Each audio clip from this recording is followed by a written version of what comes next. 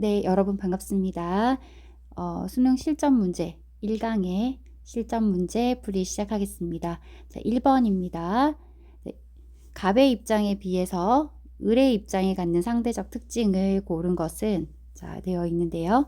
자, 을의 입장이 갖는 상대적 특징이니까 을의 관점. 자, 갑 보겠습니다. 윤리학은 학문의 목적을 도덕 규범의 정립이나 체계화에 두기보다는 이게 아니고 윤리학 자체에 대한 비판적 자기 분석을 통해서 자, 여기 포인트네요. 도덕 언어의 의미를 명확히 밝히고 도덕 추론 과정의 논리적 타당성을 입증하는 데 주력해야 한다. 자, 규매기 중에 무엇인가요? 네, 지금 갑의 입장은 규매기 중에 메타윤리였습니다.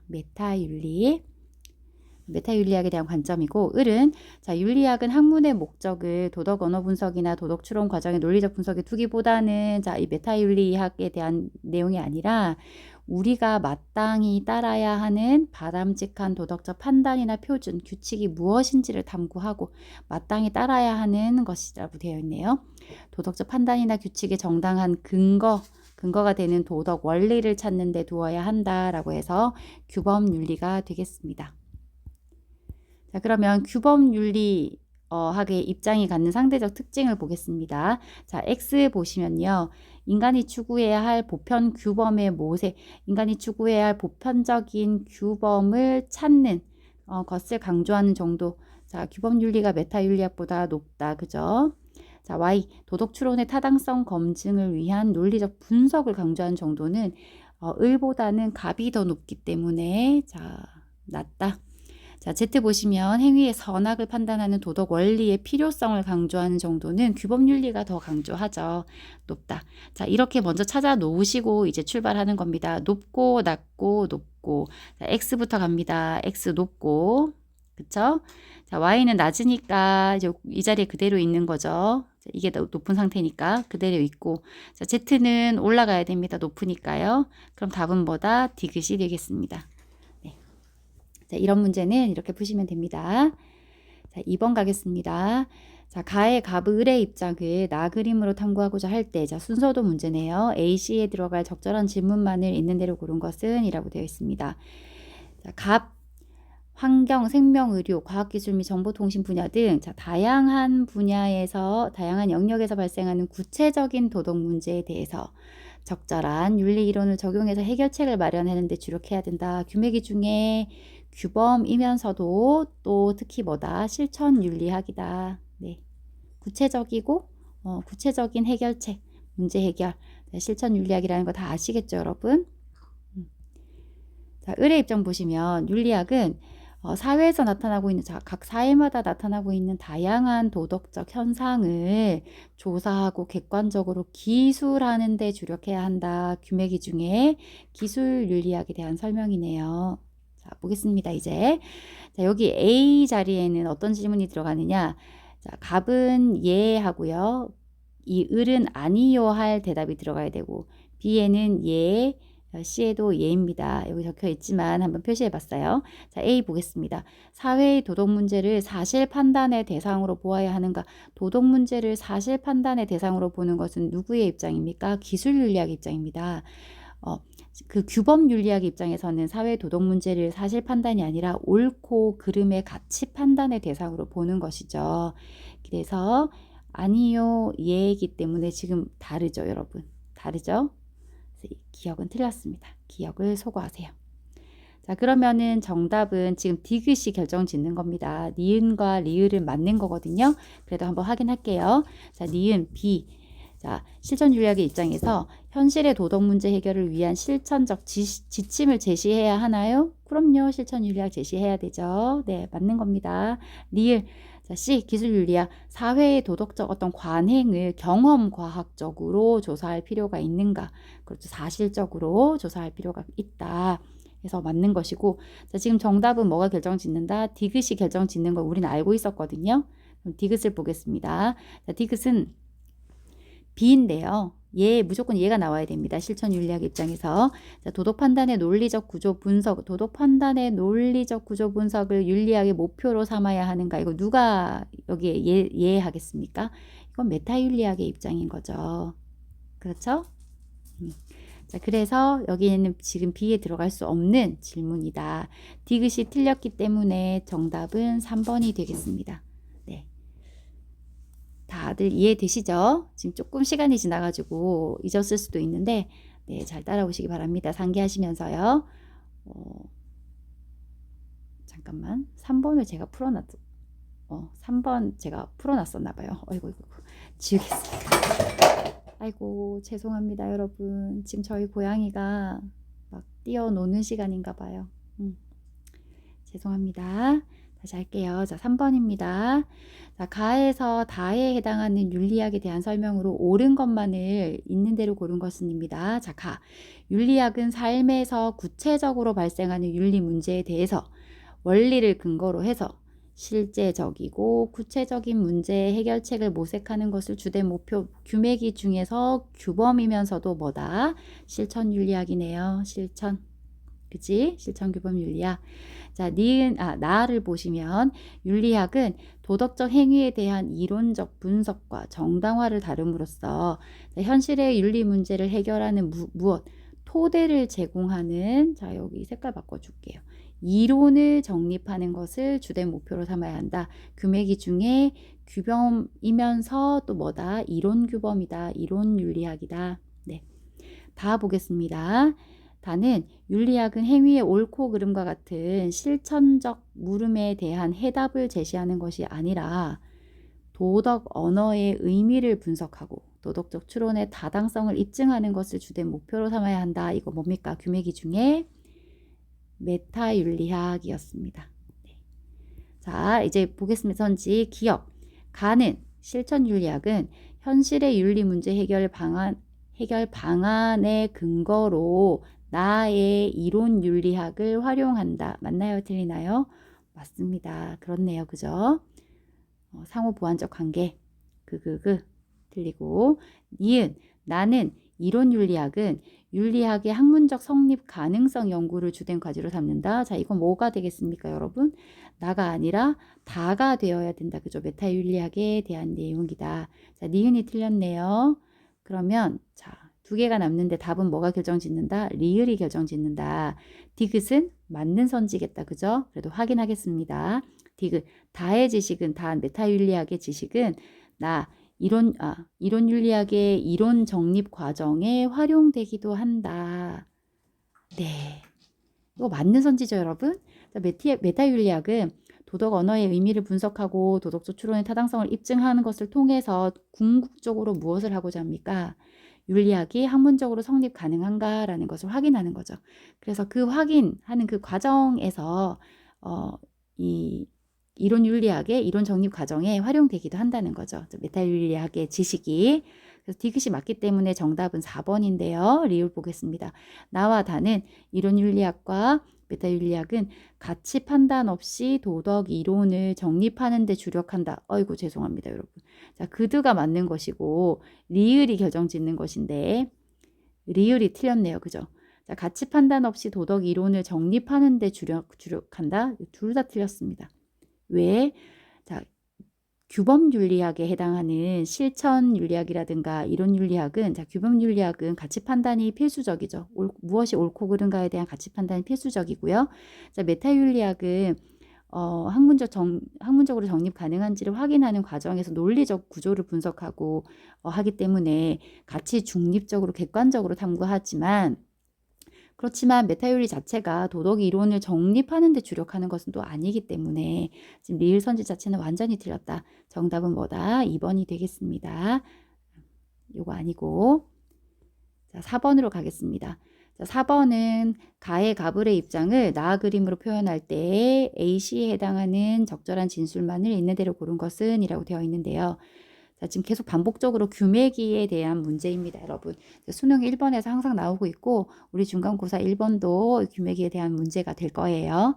그래서 너무 많은 문제를 풀고 있긴 하지만 확실하게 이해를 했는지 확인하는 차원에서 이해만 했다면 금방 풀 수 있는 문제다. 쉬운 문제다. 그죠? 자, 갑. 윤리학은 기본적으로 도덕적 개념의 분석, 도덕적 언어의 논리적 분석에 관심을 두어야 한다. 도덕적 언어의 의미와 뭡니까? 메타윤리학이네요. 너무 쉽다. 그치? 이제 규맥이 중에 메타. 자, 윤리학은 사회의 도덕률에 나타나는 인간의 도덕적 생활이네 도덕적 현상을 역사적 연구, 인류학적 현장 조사 그리고 사회학적 분석을 통해서 뭐 하는데 주력해야 돼? 목적을 둬야 돼? 기술하고 기록하고 설명하는데 목적을 두어야 한다. 해서 규명기 중에 기술 윤리학이 되겠네요. 자, A. 메타윤리학에 해당되는가? 도덕 판단의 진위를, 도덕 판단의 사실이냐 참이냐를 확증할 수 있는 방법에 대한 논리적 분석을 윤리학의 목표로 삼아야 한다. 도덕 판단. 자, 우리가 이것은 옳다 혹은 그르다라고 할 때 그것을 증명할 수 있는 방법에 대한 논리적 분석. 그렇죠. 네, 논리적 분석에 관심을 두어야 한다. 기억이 맞네요. 자, 니은 보시겠습니다. 메타와 기술윤리학의 공통적인 부분에 해당되어야 하는데 보편적 도덕 원리를 현실의 개별 상황에 적용해야 한다. 이거는 실천윤리학에 대한 설명이거든요. 그래서 둘 다 해당이 되지 않는다. 적용하지 않는다. 그죠? 니은 틀리고 하니까 답은 벌써 나와버렸어요. 2번인데 확인하겠습니다. 자, 디귿, B 공통점, 도덕적 담화, 도덕적 대화라고 생각하시면 돼요. 도덕적 담화, 대화에 사용되는 단어와 문장의 의미만을 연구해야 한다. 자, 이것은 A에 해당되겠다. 그죠? 근데 의미만을? 근데 또 메타윤리학도 이것만 연구해야 된다고 보는 건 아니에요. 그죠? 도덕적 추론의 구조도 탐구하거든요. 그래서 이거는 틀린 선지다. 자, 디귿이 틀렸네요. 틀릴 수밖에 없어. 그지? 답은 우리 2번인 거 알고 있었거든요. 자, 리을 보겠습니다. 이건 맞아야 되는데 C. 기술윤리학에 해당되는 선지입니다. 한 사회의 도덕적 관습은 한 사회의 도덕적 관습을 실증적으로 증명할 수 있는 실제적인 방식으로 연구하는 것을 윤리학의 탐구 목적으로 설정해야 한다. 네, 기술윤리학에 대한 설명 맞다. 그죠? 자, 답은 그르 해서 2번이 되겠습니다. 잘 따라오고 계시죠? 자, 5번입니다. 5번. 자, 가의 가불의 입장에서 서로에게 제기할 수 있는 비판으로 가장 적절한 것은 윤리학의 과제는 현대사회에서 새로운 기술의 발전으로 인해 새롭게 제기되는 도덕 문제에 대한 해결책을 제시하는 것이다. 뭔가요? 실천윤리학이네요. 자, 윤리학의 과제는 도덕 언어를 구성하고 있는 단어나 문장의 의미를 논리적으로 분석하는 것이다. 뭡니까? 규맥이 중에 메타윤리학이다. 너무 쉽죠? 자, A. 자, 실천윤리학이 메타윤리학한테 하는 비판입니다. 도덕 명제를 사실 판단으로 규정하고 접근해야 함을 너가 놓치고 있어. 자, 도덕 명제를 사실 판단으로 규정하고 접근하는 것은 누굽니까? 메타윤리학이죠. 실천윤리학은 도덕 명제는 무조건 가치 판단의 영역으로 보는 겁니다. 간과하고 있다. 이렇게 볼 수가 없다. 자, A 다시 윤리학은 선악의 내용이 아니라 의미 분석에 주력해야 함을 간과한다. 이것도 지금 메타윤리학이 할 소리죠. 틀렸다. B 메타가 실천에게. 자, 윤리학은 당위의 관점, 당위라는 것은 마땅히 해야 되는 것입니다.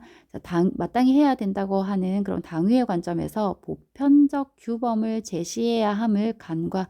너가 놓치고 있어. 지금 누가 할 소리입니까? 갑이 을에게 할 소리거든요. 틀렸다. 다시 4번. 윤리학은 도덕 명제의 논리적 구조 분석에 주력해야 함을 간과한다. 이것도 누가 할 소리? 자, 을이 갑에게 할 소리다. 자, 5번. 윤리학은 사회의 관습을 경험 과학적으로 기술하는 데 주력해야 함을 간과한다. 사회의 관습을 경험 과학적으로 기술하는 데 주력해야 함을 간과한다. 이것도 틀렸거든요. 근데 어떻게 된 거야? 어떻게 된 거야? 뭐가?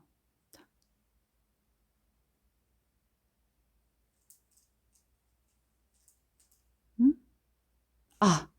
아이고 죄송합니다, 여러분. 답은 4번이네요. 제대로 푸신 친구들이 있었을까요? 아이고 죄송합니다. 자, 지금 4번이 답인데 메타가 실천에게. 자, 윤리학은 도덕 명제의 논리적 구조 분석에 주력해야 하는데 실천 윤리학 너가 지금 그것을 놓치고 있어. 네, 메타 윤리학이 할 소리가 많네요.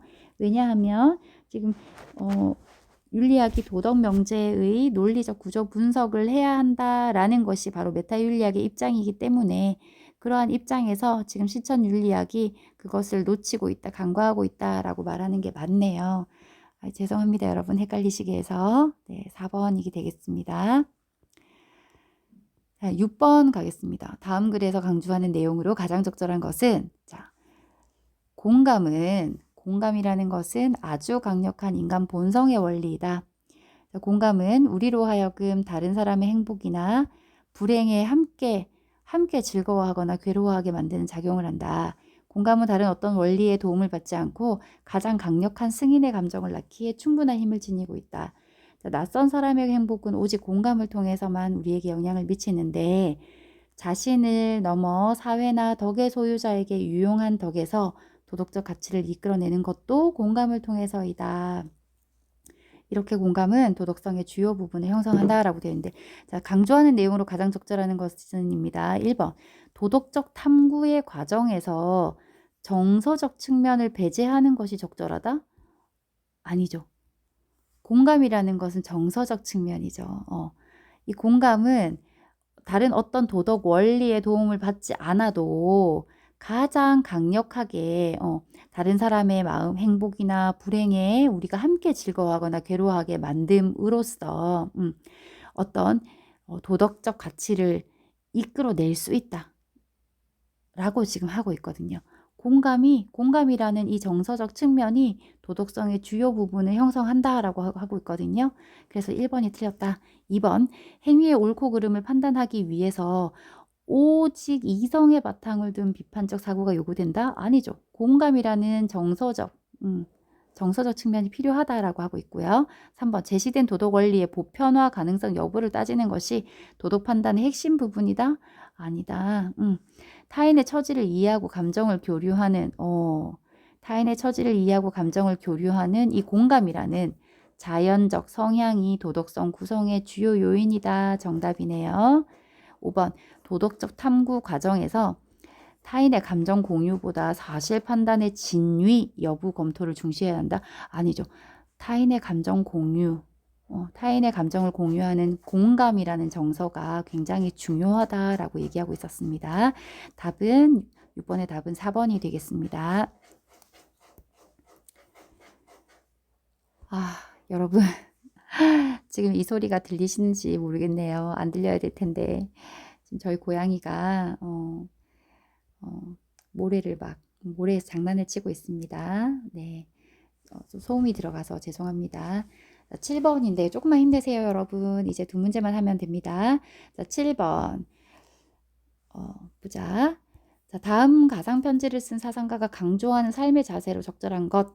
자, 지난번 편지에서 학문의 토대가 무엇인지 물으셨지요. 저는 잃어버린 마음을 거두어 드리는 것이 학문의 토대라고 생각합니다. 옛사람은 스스로 밥을 먹을 수 있고 말할 수 있을 때부터 가르쳐서 행동이 어긋나지 않고 생각이 도를 넘지 않도록 했는데 이것이 양심이라는 것을 기르고 덕성을 높이는 까닭입니다. 그러나 지금은 어려서부터 이런 공부는 하지 않고 손쉬운 방법으로 학문을 연구하고 몸을 닦아 마음이 혼란에 빠지고 행동이 어긋나게 되어 공부를 하는 듯 하지 않은 듯 하니 결코 성공할 도리가 없습니다. 라고 하면서 배우는 사람들은 마음을 가라앉히고 몸을 바르게 하여 조용히 앉는 정자를 가르치고 여차저차 해서 배운 사람이 가장 먼저 힘을 써야 하는 바입니다. 자, 이 내용은 여러분 이 맹자의 가상편지긴 해요. 가상편지인데 맹자의 글이라고 볼 수 있는데요. 자, 잃어버린 마음을 거두어 드린다. 이거 무슨 뜻이냐면 어떤 마음을 잃어버렸을까요? 사실 1강에서는 아직 우리가 유교를 배우지 않은 단계이긴 한데 살짝 섞여 있어요. 이제 그렇지만 지금 1강을 풀고 있는 여러분들은 유교를 이미 공부하셨거든요.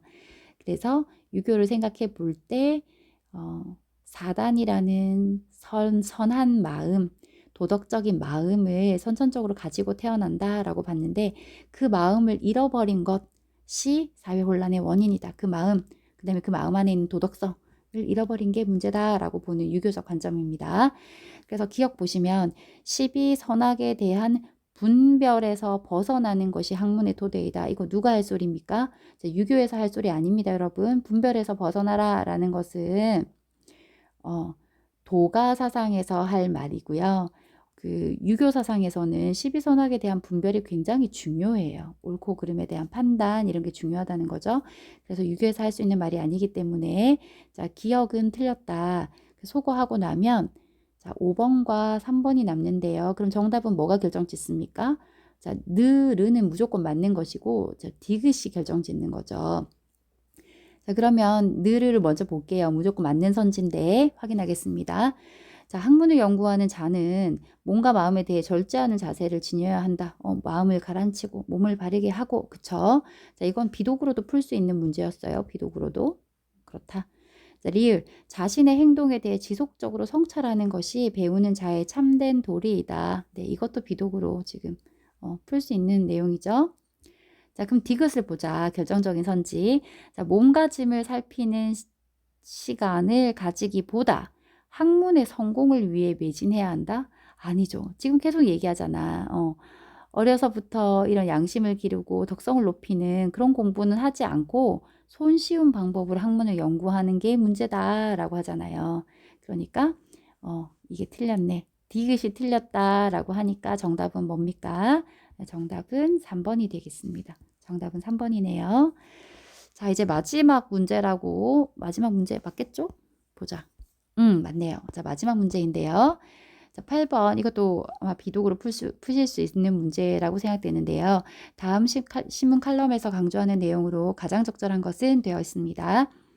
자, 자신의 감정을 조절하지 못하고 극단적인 언행을 일삼는 사람들이 늘어나면서 인간관계에서 많은 문제가 일어나고 있고 범죄도 이어진다.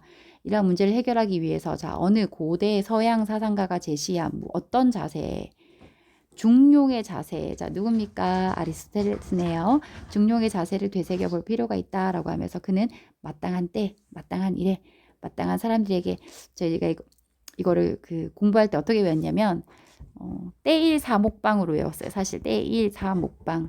여러분들 그렇게 외우지 않으셔도 됩니다. 해가지고 마땅한 이렇게 쓰고요. 마땅한 때, 마땅한 일에 대해서 마땅한 사람들에게 마땅한 목적을 가지고 마땅한 방식으로 자, 이렇게 외웠었거든요. 떼일사목방. 그래서 마땅한 사람들에게 마땅한 동기로 마땅한 태도로 해서 자신을 마땅하게, 자, 마땅하게라는 건 적절한 방식으로, 적절하다는 건 자, 중용인데요. 중용은 뭐다? 중용은 넘치지도 않고 모자라지도 않는 중간 상태를 뜻한다라고 했습니다. 그렇지만 우리 공부 수업할 때 얘기했다시피 이러한 중용이라는 것은 자, 모든 행동과 감정에 중용이 있는 것은 아니다라고 공부했던 거 기억나시죠? 그 자체로 악한 행동이나 그 자체로 악한 감정에는 그 중용이라는 게 존재할 수 없다는 거예요. 왜냐? 다 악하기 때문에 지나쳐도 악하고 모자라도 악한데 그 가운데 있는 상태도 악한 거야. 자, 그래서 이제 내용을 선지를 한번 보시면 상황의 변화에 상관없이 동일한 행위를 하도록 힘써야 한다. 아니지. 마땅한 때와 일과 이걸 계속 고려해야 돼. 그 상황의 적절성을. 상황의 변화에 상관없이라는 게 틀렸네요. 사람들의 모든 행위에서 중용을 찾으려는 노력, 모든 행동과 감정에 중용이 있는 것은 아닌데 이거 아니다. 그치? 3번. 다른 사람들의 주장을 전적으로 수용하는 것이 인간관계의 정석이다? 아니다. 네. 전적으로 옳지 않은 것은 수용하면 안 되죠. 4번. 다른 사람들에게 자기 주장의 무오류성을 관철하기 위해 노력해야 한다?